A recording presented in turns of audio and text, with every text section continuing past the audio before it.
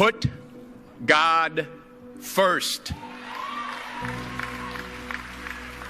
Put God first in everything you do. Everything that you think you see in me, everything that I've accomplished, everything that you think I have, and I have a few things, everything that I have is by the grace of God. Understand that. It's a gift. 40 years ago, March 27th, 1975, it was 40 years ago, just this past March, I was flunking out of college. I had a 1.7 grade point average. I hope none of you can relate. I had a 1.7 grade point average. I was sitting in my mother's beauty shop. They still call it beauty shops now? What they call it now? Yeah, I was sitting in the beauty parlor. I was sitting in my mother's beauty parlor, and I'm looking in the mirror, and I see behind me this woman under the dryer. And every time she looked up, every time I looked up, she was looking at me, just looking me in the eye. And I didn't know who she was, and I said, she said, somebody give me a pen, give me a pencil. I have a prophecy. March 27, 1975. She said, boy, you are going to travel the world and speak to millions of people. Now, mind you, I was flunked out of college. I'm thinking about joining the army. I didn't know what I was going to do, and she's telling me I'm going to travel the world and speak to millions of people. Well, I have traveled the world, and I have spoke to millions of people. But that's not the most important thing, the success that I had. The most important thing is that what she taught me and what she told me that day has stayed with me since. I've been protected. I've been directed. I've been corrected. I've kept God in my life, and it's kept me humble. I didn't always stick with him, but he always stuck with me. So stick with him in everything you do. If you think you want to do what you think I've done, then do what I've done and stick with God. Number 2, fail big. That's right. Fail big. Today's the beginning of the rest of your life, and it can be very frightening. It's a new world out there. It's a mean world out there, and you only live once. So do what you feel passionate about. Take chances professionally. Don't be afraid to fail. There's an old IQ test, was 9 dots, and you had to draw 5 lines with a pencil within these 9 dots without lifting the pencil. The only way to do it was to go outside the box. So don't be afraid to go outside the box. Don't be afraid to think outside the box. Don't be afraid to fail big, to dream big. But remember, dreams without goals are just dreams, and they ultimately fuel disappointment.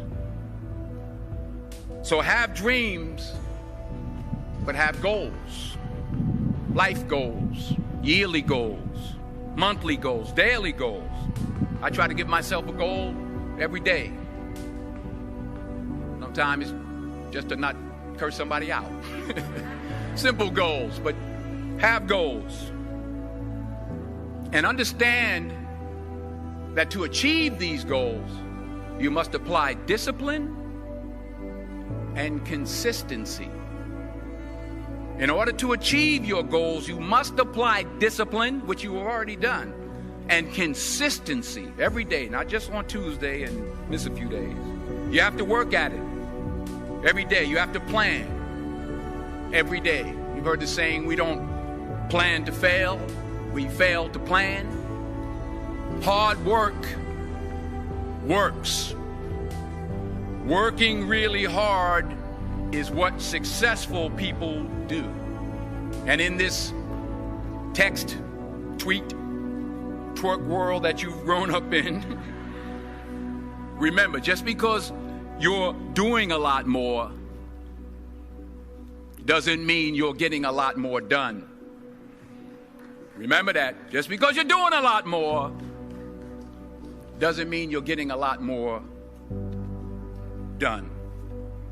Don't confuse movement with progress. My mother told me, she said, yeah, because you can run in place all the time and never get anywhere. So continue to strive, continue to have goals, continue to progress. Number 3, you'll never see a U-Haul behind a hearse. I'll say it again. You'll never see a U-Haul behind a hearse. I don't care how much money you make, you can't take it with you. The Egyptians tried it.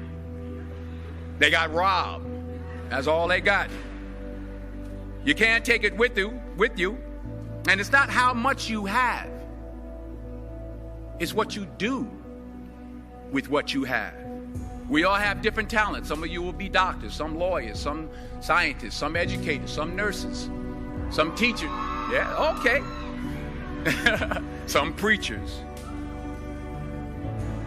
The most selfish thing you can do in this world is help someone else. Why is it selfish? Because the gratification, the goodness that comes to you, the good feeling that I get from helping others, nothing's better than that. Well, one or two things, but nothing's better than that. Not jewelry, not big house I have, not the cars, but it's the joy. That's where the joy is, in helping others. That's where the success is, in helping others. Finally,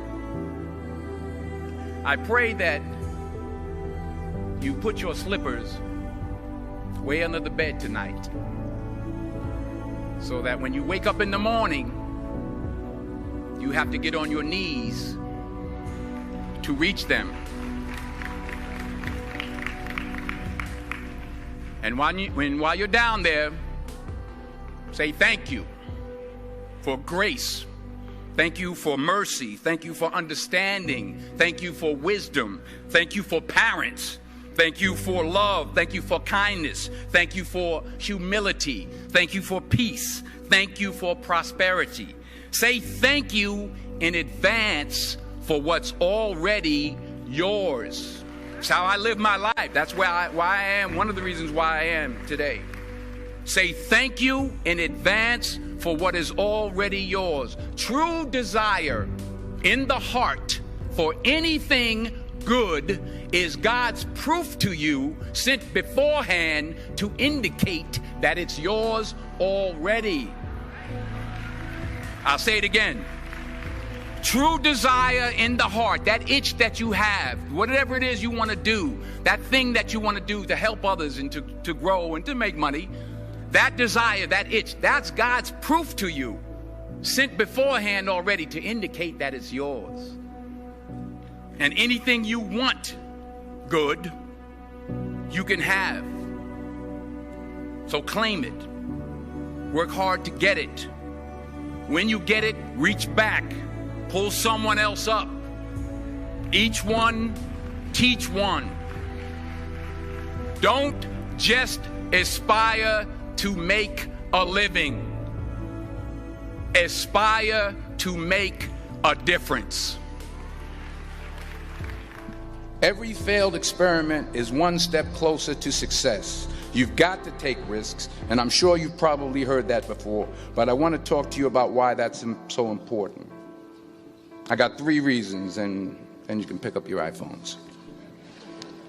First, you will fail at some point in your life. Accept it. You will lose. You will embarrass yourself. You will suck at something. There's no doubt about it. And I know that's probably not a traditional message for a graduation ceremony, but hey, I'm telling you, embrace it, because it's inevitable. And I should know. In the acting business, you fail all the time. Early on in my career, I auditioned for a part in a Broadway musical. Perfect role for me, I thought, except for the fact that I can't sing. So I'm in the wings. I'm about to go on stage, but the guy in front of me, he's singing like Pavarotti. He's just, and he's just going on and on and on. And I'm just shrinking. I'm getting smaller and smaller. So they say, oh, thank you very much, and you'll be hearing from us. So I come out with my little sheet music, and it was Just My Imagination by The Temptations. That's what I came up with. So I hand it to the accompanist, and she looks at it and looks at me and looks out at the director and is like, all right. So I start, you know, I'm going to sing. I'm like, it's just my imagination once again, and then coming away with me. And I'm not saying anything, so I'm thinking I'm getting better. So I just start getting into it. It was just my imagination. Running. They say, oh, yeah, thank you. Thank you very much, Mr. Washington. Thank you. So I assumed I didn't get the job. But the next part of the audition, he called me back. The next part of the audition is the acting part of the audition. So I'm like, hey, okay, maybe I can't sing, but I know I can act. So they pair me with this guy, and again, I didn't know about musical theater. And musical theater is big, so they can reach everyone all the way in the back of the stadium. And I'm more from a realistic, naturalistic kind of acting where you actually talk to the person next to you. So I don't know what my line was. My line was, well, hand me the cup. And his line was, well, I will hand you the cup, my dear. The cup will be there to be handed to you. I said, oh, okay. Well, should I give you the cup back? Oh, yes, you should give it back to me because you know that is my cup and it should be given back to me. I didn't get the job. But here's the thing. I didn't quit. I didn't fall back. I walked out of there to prepare for the next audition, and the next audition, and the next audition. I prayed. I prayed, and I prayed. But I continued to fail, and fail, and fail. But it didn't matter, because you know what? There's an old saying, you hang around the barbershop long enough, sooner or later you're going to get a haircut. So you will catch a break, and I did catch a break. Last year, I did a play called Fences on Broadway. Someone talked about it. Won the Tony Award. And I didn't have to sing, by the way. But here's the kicker. It was at the Court Theater. It was at the same theater that I failed that first audition 30 years prior. The point is, and I'll pick up the pace, the point is every graduate here today has the training and the talent to succeed. But do you have the guts to fail? Here's my second point about failure. If you don't fail, you're not even trying. I'll say it again. If you don't fail, you're not even trying. My wife told me this great expression. To get something you never had, you have to do something you never did. Les Brown's a motivational speaker. He made an analogy about this. He says, imagine you're on your deathbed, and standing around your deathbed are the ghosts representing your unfulfilled potential. The ghost of the ideas you never acted on. The ghost of the talents you didn't use. And they're standing around your bed, angry, disappointed, and upset. They say, we came to you because you could have brought us to life, they say. And now we have to go to the grave together. So I ask you today, how many ghosts are going to be around your bed when your time comes? You've invested a lot in your education, and people have invested in you. And let me tell you, the world needs your talents. Man, does it ever. I just got back from Africa like 2 days ago, so if I'm rambling on, it's because I'm jet lagged. I just got back from South Africa. It's a beautiful country, but there are places there with terrible poverty that need help. And Africa is just the tip of the iceberg. The Middle East needs your help. Japan needs your help. Alabama needs your help. Tennessee needs your help. Louisiana needs your help. Philadelphia needs your help.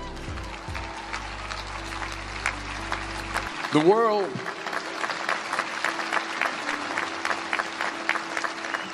world needs a lot, and we need it from you.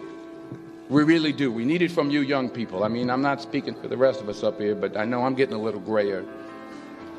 We need it from you, the young people, because remember this. So you got to get out there. You got to give it everything you got, whether it's your time, your talent, your prayers, or your treasures. Because remember this, you will never see a U-Haul behind a hearse.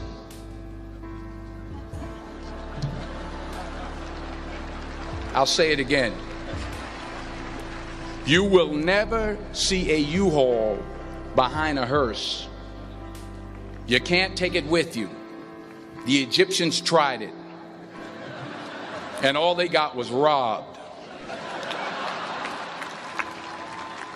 So the question is, what are you going to do with what you have? I'm not talking about how much you have.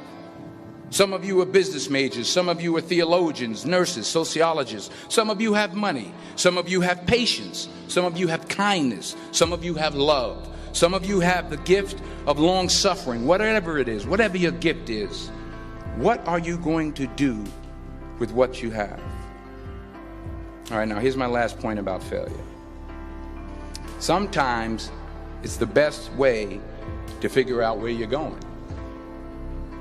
Your life will never be a straight path. I began at Fordham University as a pre-med student. I took a course called cardiac morphogenesis. I still can't say it. Cardiac morphogenesis. I couldn't read it. I couldn't say it. I sure couldn't pass it. So then I decided to go into pre-law, then journalism. And with no academic focus, my grades took off in their own direction. Yeah, down. I was a 1.8 GPA one semester, and the university very politely suggested that it might be better to take some time off. I was 20 years old. I was at my lowest point. And then one day, and I remember the exact day, March 27th, 1975, I was helping my mother in her beauty shop. My mother owned a beauty shop up in Mount Vernon. And there was this older woman who was considered one of the elders in the town. And I didn't know her personally, but I was looking in the mirror, and every time I looked at the mirror, I could see her behind me, and she was staring at me. She just kept looking at me. Every time I looked at her, she kept giving me these strange looks. So she finally took the dryer off her head and she said something I'll never forget. First of all, she said, "Somebody give me a piece of paper. Give me a piece of paper." She said, "Young boy, I have a prophecy, a spiritual prophecy." She said, "You are going to travel the world and speak to millions of people." Now, mind you, I'm 20 years old. I'm flunked out of school. In fact, like a wise ass, I'm thinking to myself, maybe she's got something in that crystal ball about me getting back into school next fall. But maybe she was on to something, because later that summer, while working as a counselor at the YMCA camp in Connecticut, we put on a talent show for the campers. And after the show, another counselor came up to me and asked, "Have you ever thought about acting? You're good at that." So when I got back to Fordham that fall, I got in and I changed my major once again for the last time. And in the years that followed, just as that woman prophesied, I have traveled the world and I have spoken to millions of people through my movies. Millions who up till this day couldn't see me, who up till this day I couldn't see while I was talking to them, and they couldn't see me. They could only see the movie. They couldn't see the real me. But I see you today, and I'm encouraged by what I see, and I'm strengthened by what I see, and I love what I see.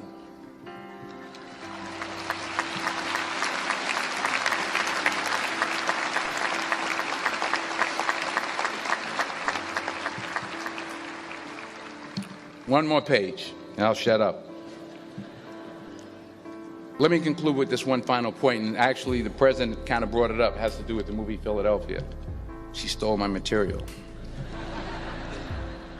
Many years ago, I did this movie called Philadelphia. We filmed some of the scenes right here on campus.